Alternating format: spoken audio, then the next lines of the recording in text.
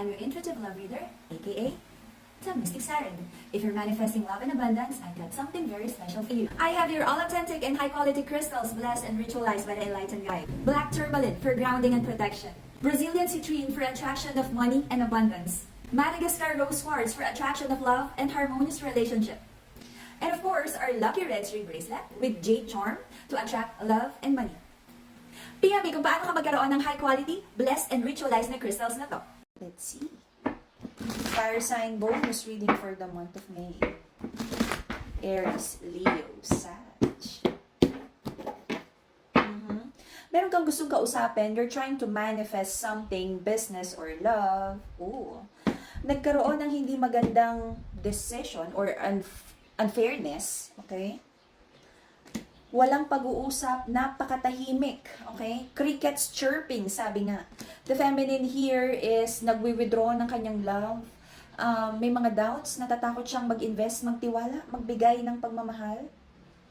Right now, nagfo-focus muna sa self-love. I feel may awareness yung masculine here na may mga nagawa din siyang hindi tama sa relationship. So right now, hinahanap yung balanse, self-love, okay?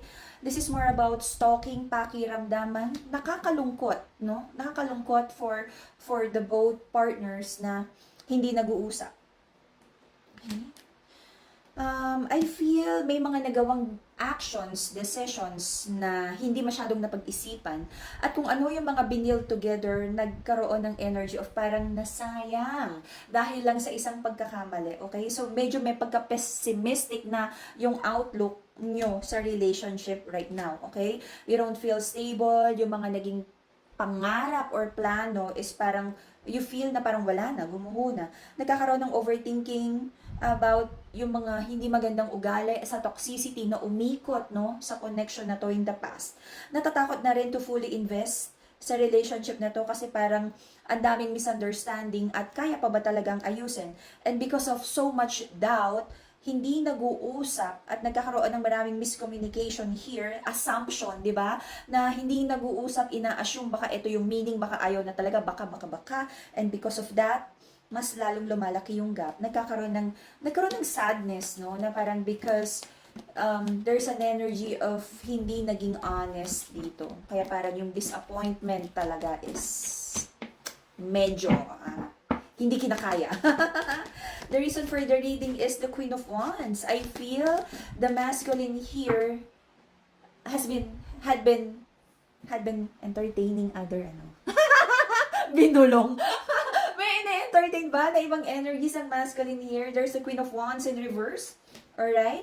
Nagkaroon ng maraming plano and manifestation sa relationship na to. Kaya lang may hinahanap na stability. Anong nangyari? Anong nangyari? Okay. Sabihin natin may mga moods. Okay? I feel a very stubborn and controlling energy sa part ng masculine. Kaya tuloy yung feminine here, naging upfront siya. Like, kinall out niya yung masculine na bakit ganyan yung ugali, bakit ka moody, bakit ganyan. Ikaw na nga yung mali, pero parang ikaw pa yung binibaby, okay? Ang sabi ng feminine here is, ikaw na nga masculine yung nagkamali, ikaw pa ba yung nagpapaalaga, ikaw pa ba yung parang, sabihin natin, nagpapa-sad boy ang ating masculine here, okay? So, may prayers and manifestation dito para sa mga fire sign, no? Sabi is, totoo naman yung offer ng love. Pero bakit ganon? Bakit parang hindi full effort and fully invested yung masculine sa relationship na to? Bakit meron siyang iniisip pa na iba? Bakit meron pa siyang kinukonsider na iba? Bakit interesado pa siya sa iba? Sabi ng feminine here, bakit ganon yung love na natatanggap niya dun sa masculine, okay? For me, ang mahalaga is mapag-usapan ano ba yung standards sa pagmamahal, ano yung expectations, ano yung love languages, okay? Para nagkakaintindihan. Pero kapag nasabi mo na kung ano yung mga bagay, mga standards at nakakasakit sa'yo at nauulit pa, then doon ka na medyo magduda at umatras muna, okay? So right now, fire signs, nakagawa ka na ng decision. After all the confusion, may decision na, after all the fork in the road, sabi mo, alam mo na ang gusto mo. Ano ba talaga ang gusto ng mga fire sign? Anong gusto? gusto ng magandang outcome, favorable situation. May hinihintay ang mga fire signs, Aries, Leo, Sag, na message, good news from malayo. May ino-overthink na partnership na parang hindi maayos right now, okay? Yung person mo, fire sign, ang dami niya ngayong doubts, okay? Hindi niya alam. Your person feels so lost. Asan na ba siya? Anong nangyayari? Bakit ganito? Okay? Ang daming doubts and uncertainties. Finding the wisdom, atras abante, nakakalungkot. Okay? So, pag ganitong situation is, alam mo yung truth, yung reality about the situation, kaya lang naman nakakalito kahit nasasaktan ka kasi kalaban mo ang emotions mo. Okay? Fire signs, you might need to balance your heart chakra by having the pink crystal, the rose quartz to balance your heart and to protect your emotions, the black tourmaline, okay? You try this crystal to find the balance of your emotions and heart chakra. Okay, so marami na ngayong fear and doubt. Kung matatapos pa ba itong painful situation na to, paulit-ulit na lang, I feel hindi ito yung first time na nasaktan ka ng person mo. Dropping the burden, but ayaw mo ng conflict, ayaw mo ng drama, parang gusto mo na lang mag-walk away. Okay? Gusto mo na lang mag-move forward. Pero nahihirapan ka to emotionally detach. Okay? Emotionally connected ka pa rin sa person mo. Okay? In the next 3 months, I feel may mga bagay na tatanggapin ka about this connection. Oh my gosh! Makakatanggap. Okay, wag nating i-play. Maaari ka daw makatanggap ng lies. Dishonesty. Hindi honest na communication. Fire sign, I feel, para sa inyong dalawa, meron talaga ako nakikita ditong third party energy. Someone is connecting with a third party here. Okay, may nai-involve sa iba. So, mag-decide para hindi na magkasakitan. The masculine is manifesting a person na wish fulfillment niya. The masculine might be manifesting an Aquarian, a wish fulfillment, Aquarius energy, a soulmate.